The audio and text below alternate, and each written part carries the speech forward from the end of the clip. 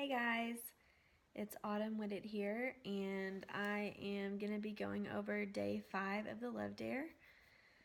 The chapter is called Love is Not Rude, and so I'm just going to dive into what I learned from it. Basically, it was about how it defined the definition of rude and how being rude is to act unbecoming, embarrassing, or disrespectful.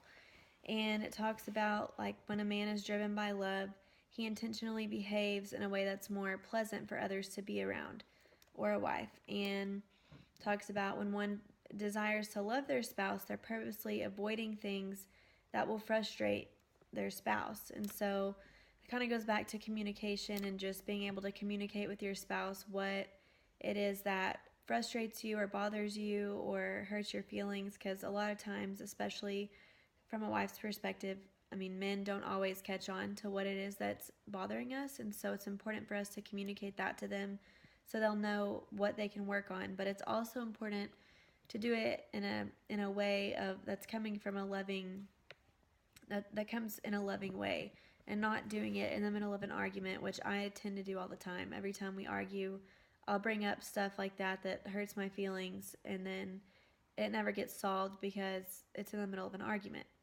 And so it just usually goes in one ear, not the other. But the reminder was that genuine love minds manners. And so just coming from a place of love and being aware of the way you're acting and behaving, and really just learning to have self-control over your emotions and not being rude even when you want to be, or even when that other person is being rude to you, which I get can kind of be frustrating and confusing because that doesn't seem fair. But we have to remember that like just to practice the golden rule and to treat others the way we want to be treated, even if at times they're not treating us that way. And really just figuring out a way that you can communicate to your spouse, you know, how their behaving is affecting you, and how you also want to behave in a way that's going to positively affect them and your marriage. And so there were 3 guidelines to practicing etiquette in your marriage. And the first one is the golden rule, to treat others the way you want to be treated. The next one is no double standards, and to be as considerate to your spouse as you are to strangers, friends, etc. Because a lot of times we're nicer to other people that we don't live with for some reason, probably because we don't live with them and we're not with them all the time. And number 3 is to honor their requests and consider what your spouse has already asked you to do or not to do, and stick with that. And if you're not sure what it is, then just ask them. It's 9:30.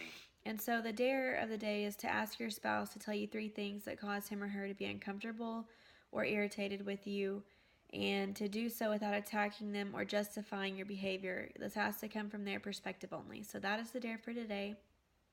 I will be contacting my husband to ask him what those things are that I can work on.